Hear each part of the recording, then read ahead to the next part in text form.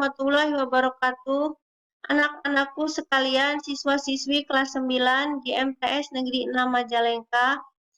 Selamat berjumpa kembali dalam pembelajaran matematika kali ini bersama dengan Ibu Leni Merina Ratnadewi yang akan membahas materi bab yang kelima tentang kesebangunan dan kekongruenan bangun datar.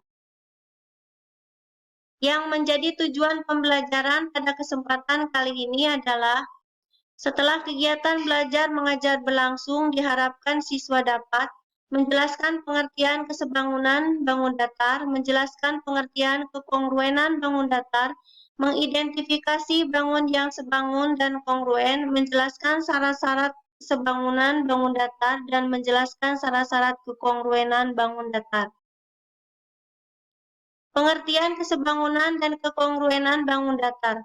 Dua bangun datar disebut sebangun jika bentuknya sama dan ukurannya boleh sama, boleh berbeda. Dua bangun datar disebut kongruen jika bentuknya sama dan ukurannya sama. Sebagai contohnya, dapatkah kalian menentukan pasangan gambar yang sebangun dan yang kongruen? Dari gambar-gambar di sini, dapat kita amati bahwa gambar donal dan gambar segi 8 sebangun dan kongruen karena ukurannya sama dan bentuknya juga sama. Sedangkan gambar bunga dan gambar kue ini sebangun tetapi tidak kongruen karena bentuknya sama tetapi ukurannya berbeda. Ada yang besar, ada yang kecil. Sebagai kesimpulannya yaitu sebangun belum tentu kongruen, tetapi kongruen pasti sebangun. Kesebangunan dua bangun datar. Dua bangun datar disebut sebangun jika memenuhi kedua syarat berikut. Sudut-sudut yang bersesuaian sama besar, sisi-sisi yang bersesuaian sebanding.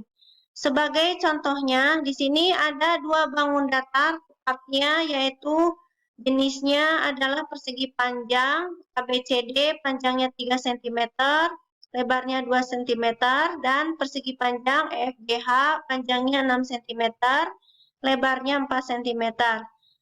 Dua persegi panjang di sini sebangun karena untuk syarat yang pertama yaitu sudut-sudut yang bersesuaian sudah sama besar.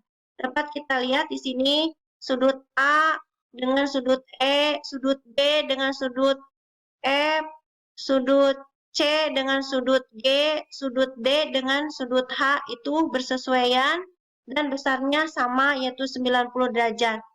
Kemudian untuk syarat yang kedua yaitu panjang sisi-sisi yang bersesuaian sebanding. Nah, di sini AB bersesuaian dengan EF yaitu 3/6 yaitu 1/2. Kemudian AD bersesuaian dengan EH yaitu 2/4 yaitu disederhanakan jadi 1/2. DC bersesuaiannya dengan HG yaitu 3/6 disederhanakan jadi 1/2 dan BC bersesuaian dengan FG yaitu 2/4 disederhanakan jadi 1/2. Nah, angka-angka di sini sama-sama 1/2 sehingga syarat yang kedua terpenuhi. Dan kesimpulannya persegi panjang ABCD itu sebangun dengan persegi panjang EFGH. Kemudian sebagai contoh dua bangun datar yang tidak sebangun yaitu dua persegi panjang yaitu ABCD dengan panjangnya 3 cm, lebarnya 2 cm dan persegi panjang PQRS panjangnya 5 cm, lebarnya 4 cm. Nah, dua persegi panjang tersebut tidak sebangun. Mengapa? Ya. Kalau yang untuk syarat yang pertama yaitu sudut-sudut yang bersesuaian itu sudah sama besar ya. Yaitu sudut A dengan sudut P, sudut B dengan sudut Q, sudut C dengan sudut R, sudut D dengan sudut S itu bersesuaian dan sama besar yaitu 90 derajat. Kemudian untuk syarat yang kedua ini panjang sisi yang bersesuaian tidak sebanding, ya.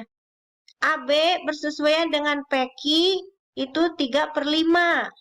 Kemudian AD bersesuaian dengan PS yaitu 2/4. DC bersesuaian dengan SR 3/5. BC bersesuaian dengan QR yaitu 2/4.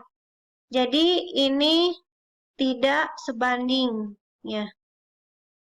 Maka kesimpulannya bangun persegi panjang ABCD yaitu tidak sebangun dengan persegi panjang PQRS. Kekongruenan bangun datar. Dua bangun datar disebut kongruen jika memenuhi kedua syarat berikut. Sudut-sudut yang bersesuaian sama besar, panjang sisi-sisi yang bersesuaian juga sama besar.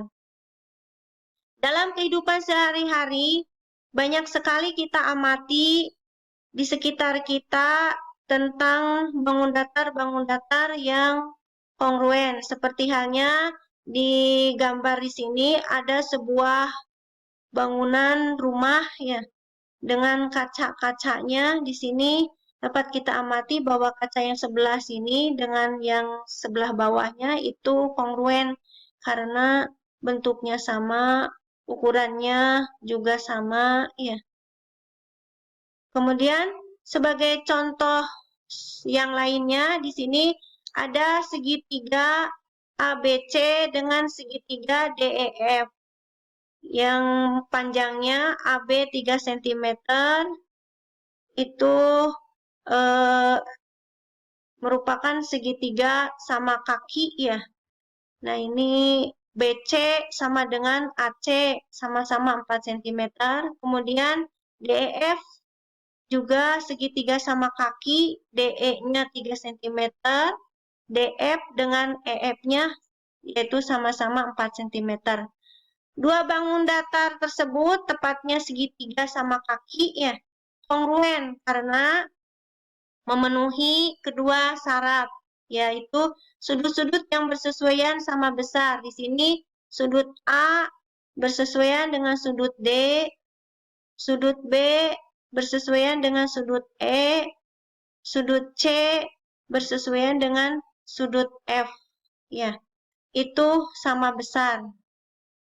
Kemudian panjang sisi-sisi yang bersesuaian sama besar, yaitu AB sama dengan DE, kemudian AC ya, sama dengan DF, dan BC sama dengan EF.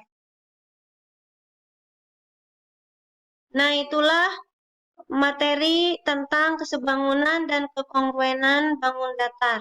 Nah, di sini Ibu sengaja memberikan rangkuman untuk kalian tentang materi kesebangunan dan kekongruenan bangun datar. Silahkan kalian amati. Nah, di sini ada pengertian tentang kesebangunan dan kekongruenan bangun datar dan syarat-syarat kesebangunan dan kekongruenan bangun datar. Begitu saja materi yang Ibu sampaikan pada kesempatan kali ini. Semoga bermanfaat. Billahi taufik wal hidayah. Wassalamualaikum warahmatullahi wabarakatuh.